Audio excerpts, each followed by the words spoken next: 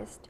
Now we move on to our next news. India's External Affairs Minister, Drs. Jaishankar, currently is in Beijing. He held extensive talks with Chinese Foreign Minister Wang, marking a renewed push in strengthening India-China ties. Jaishankar said the two sides have made good progress in normalizing relations over the past 9 months. Wang Yi, a flurry of statements, said China is willing to safeguard the multilateral trading system and stabilize global supply chains with India. He stressed China's readiness to enhance communication, build political mutual trust, and handle differences properly.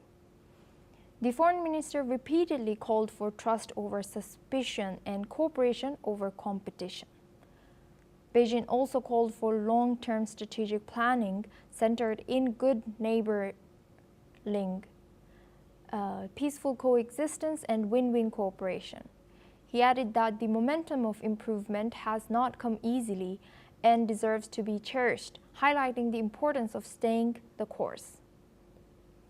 Jaishankar and Wang agreed to keep diplomatic channels open to resolve differences and focus on regional stability.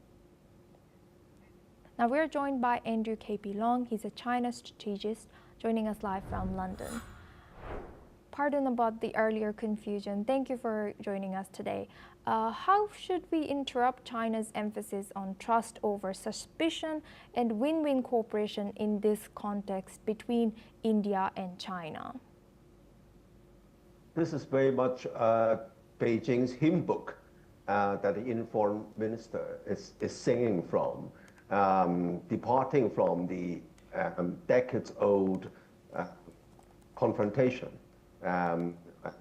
against China. A great deal of suspicion, but the confrontation, of course, remains, and a rivalry especially. But I think that the world is now transiting to a stage where one size fits all no longer works, and then in cooperation, in competition, there could be cooperation, and even in rivalry, there could be partnership. So the Indian foreign minister is basically singing from China's hymn book, as I said, because the border disputes have been there for a long time, and are likely to remain. So I think both sides can agree to disagree and set aside the differences, not that they would concede on either side, but then setting aside the differences would open up opportunities for trust building, for projects with common interests like energy security, like AI, and also developing the connectivity, water, climate change. So all these are very useful platforms and areas for both sides to cooperate on.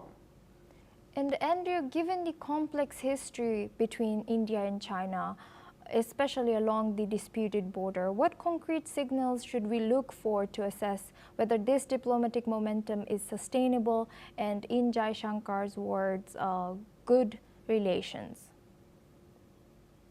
As I said, I mean, the border disputes have been there for a long time, and it's a legacy of history, a legacy of British India, which redefined the borders by military dominance, which China, of course, did not accept.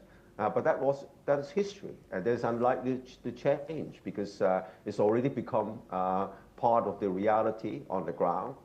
For example, the Arunachal Pradesh, which China deemed part of Tibet, or Southern Tibet, is now part of the Indian jurisdiction. And of course, a lot of the borders, even they remain unclear, both sides trying to hold on their line of actual control. And then just by trumping the other side is unlikely to change the situation on the ground. I think what happens is that when the border clashes escalated to a very high level, both leaders realize that then both countries cannot afford a war because both countries are nuclear powered. And then instructions were clearly given down the line to scale down the confrontation. But I think that the lesson to be learned is that if you leave everything to the commanders on the field, whether it's on Indian side or Chinese side, because the Indian military or the Chinese military have got no authority to negotiate. I mean, territorial sovereignty is non-negotiable.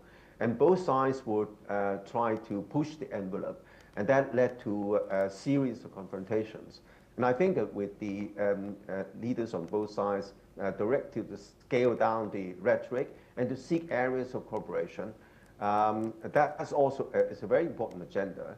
But the most important thing is to instill measures whereby any kind of border conflict should be elevated up the line very quickly to get a direction from the very top, so as to prevent things from getting out of control if everything were left to the field commanders on either side. And now China has spoken of stabilizing and keeping stable relationship with India. How realistic is such economic cooperation, and what does it reveal about Beijing's broader regional strategy? This is realistic when the whole world order has now been upended by Trump 2.0, throwing the rule-based international order, rules largely observed and followed by most of the world, liberal free trade, and then rules defining sovereignty, rules defining various rights. So these rules have been followed under the umbrella of the World Trade Organization and other international institutions, including the United Nations.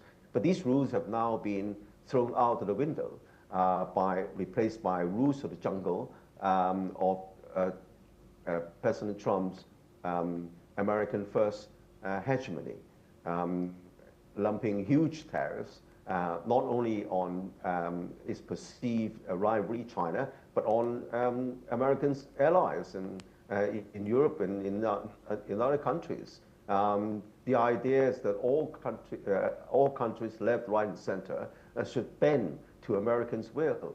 Now, this is unlikely to end well because it's going to disrupt the global supply and value chain, which have now become very much integrated. Everything's now connected, especially China is embedded in almost everything, even though products not marked made in China. China's embedded in it in terms of rare earths, minerals, spark parts and components, and also logistics.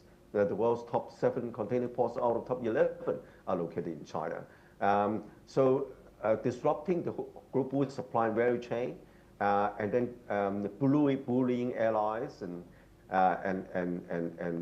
its adversary alike, including China and Russia, is unlikely to end well. And then I think history offers a very good lesson. For example, the Second World War, when Japan and Germany were trying to bully other countries and use this hegemonic power to control the rest of the world. Now that did not end well. Of course, we're not talking about a kinetic war, but then it's no less disruptive what the Trump 2.0 is doing.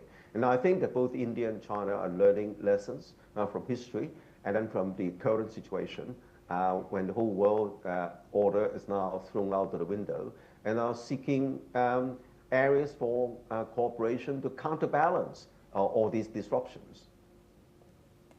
Please, Andrew, stay with us as we stay in the region. China has called on Japan to reflect on its